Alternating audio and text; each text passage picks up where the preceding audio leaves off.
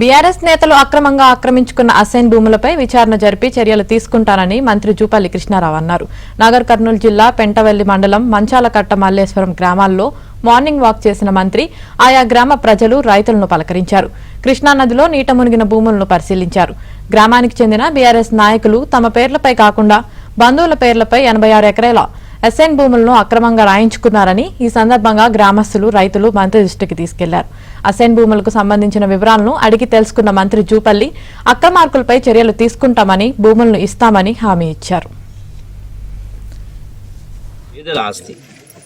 పేదల ఆస్తి కాబట్టి మళ్ళీ పేదలకే ఇచ్చేటువంటి ఏర్పాటు చేస్తాం.